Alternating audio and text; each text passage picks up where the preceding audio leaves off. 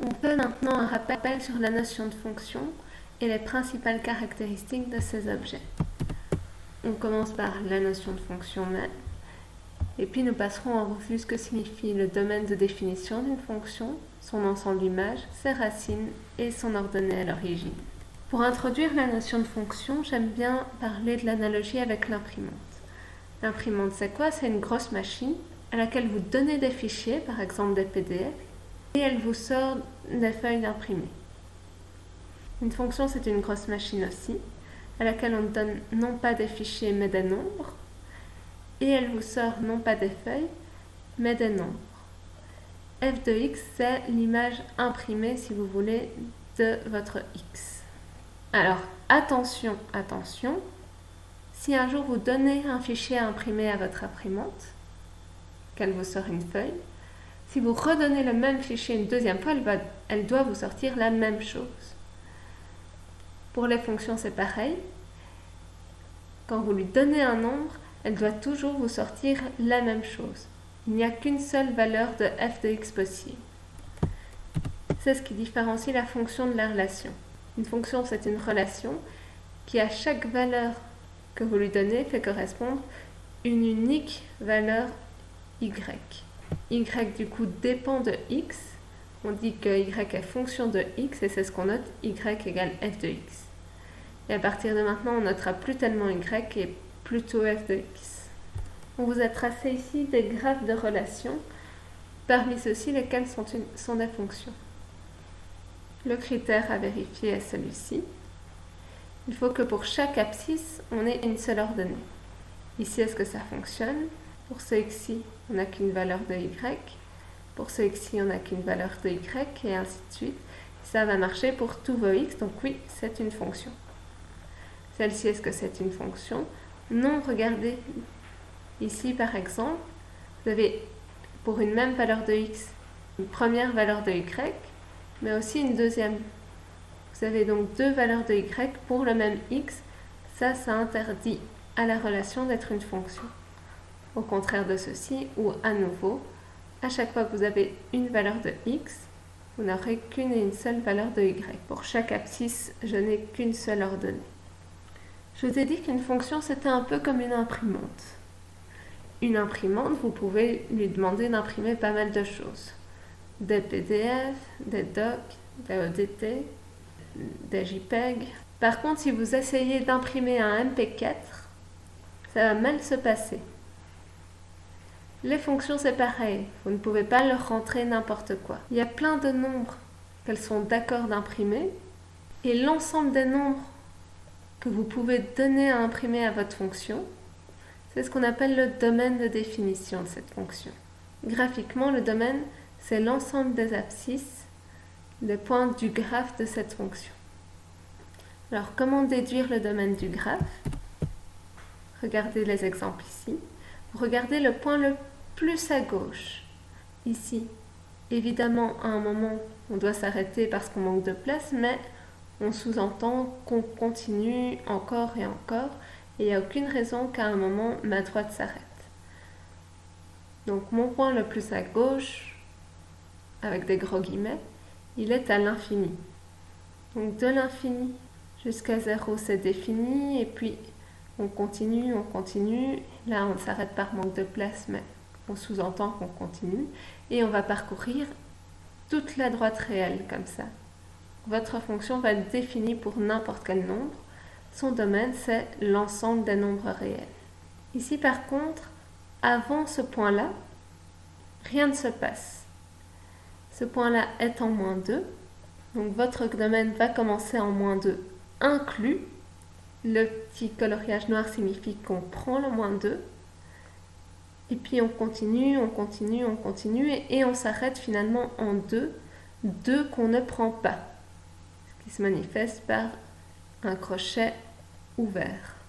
Et finalement, dernier exemple, rien ne se passe avant ce point noir. Ce point noir est en -3. Il est noir, donc on le prend. Et puis ça continue jusqu'à l'infini. Donc votre domaine de définition, ce sera l'intervalle -3 plus l'infini qu'on ne prend pas. On ne prend jamais les infinis. Ça, c'est une autre façon d'écrire tous les nombres plus grands que moins 3. Alors, le domaine se mesure sur l'axe des x. Vous avez l'analogue sur l'axe y. C'est l'ensemble image de votre fonction. L'ensemble image de votre fonction, c'est l'ensemble des ordonnées des points du graphe de votre fonction. Comme je l'ai dit, ça se lit sur l'axe des y. Plutôt que de regarder le point le plus à gauche et le point le plus à droite, on va regarder le point le plus bas, ici 1, et le point le plus haut. Alors ici, regardez, on a encore des valeurs de y. Encore, et la fonction continue jusqu'à l'infini. Votre ensemble image sera donc l'intervalle 1 qu'on prend, puisqu'on touche 1, jusqu'à plus l'infini qu'on ne prend pas, évidemment. Juste pour le plaisir, quel sera le domaine de votre fonction? Alors par là, elle va continuer. Donc elle part de moins l'infini, elle arrive jusqu'ici, et elle continue jusqu'à plus l'infini. Donc votre domaine, c'est à nouveau l'ensemble de tous les réels. Ici, l'ensemble image se mesure sur l'axe des y. Le point le plus bas, on sous-entend qu'on continue, donc ça va être moins l'infini, qu'on ne prend pas. Et puis on monte jusqu'à 2, qu'on prend. Après, on a un trou, et on redémarre en y égale 3. On monte jusqu'en 5, et puis plus rien ne se passe. Votre ensemble image sera donc l'intervalle moins l'infini 2, inclus, avec union, l'intervalle 3, 5, inclus tous les deux, puisque nous avons des boules noires. Et à nouveau, pour le plaisir, quel serait le domaine de cette fonction? Eh bien, vous partez de moins l'infini, vous arrivez jusqu'à moins 2, là vous vous arrêtez.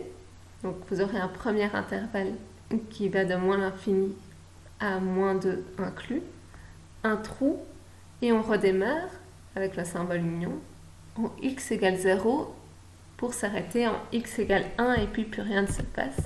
Votre domaine sera donc l'union des intervalles moins l'infini, moins 2 inclus, et 0 inclus, 1 inclus. De ce côté-ci, l'ensemble image, vous arrivez de moins l'infini, vous montez jusqu'en 0, puis plus rien ne se passe. Donc votre ensemble image, ça va être l'ensemble de tous les nombres négatifs. Ça, c'est ce qu'on note R-, l'ensemble de tous les nombres négatifs. Et votre domaine, eh bien ce sera pareil. On démarre en moins l'infini, on s'arrête en 0, puis plus rien ne se passe. Une autre caractéristique des fonctions, ce sont ses racines. Les racines, on en a déjà parlé dans le chapitre sur les droites, souvenez-vous. La racine d'une fonction, c'est quoi? C'est l'intersection du graphe de cette fonction avec l'axe des x. Par exemple, ici, on a 2 points d'intersection. On aura donc 2 racines, une en x égale moins 2 et une en x égale 2.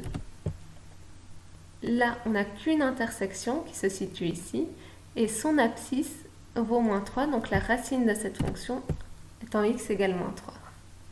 Et ici, pas d'intersection du tout avec l'axe des x, donc pas de racine. Et on termine sur l'ordonnée à l'origine. L'ordonnée à l'origine, c'est cette fois-ci l'ordonnée de l'intersection avec l'axe des y. Ici, l'intersection avec l'axe des y, elle est là. Que vaut l'ordonnée de ce point? 2, c'est votre ordonnée à l'origine. Et ici, pareil, votre intersection avec l'axe des y ici, que vaut son ordonnée? Moins 3. Et donc, votre ordonnée à l'origine, ce sera moins 3. Et finalement, sur cet exemple-ci, le point d'intersection avec l'axe des y est là. Et l'ordonnée de ce point, c'est-à-dire l'ordonnée à l'origine de la fonction, c'est y égale 0.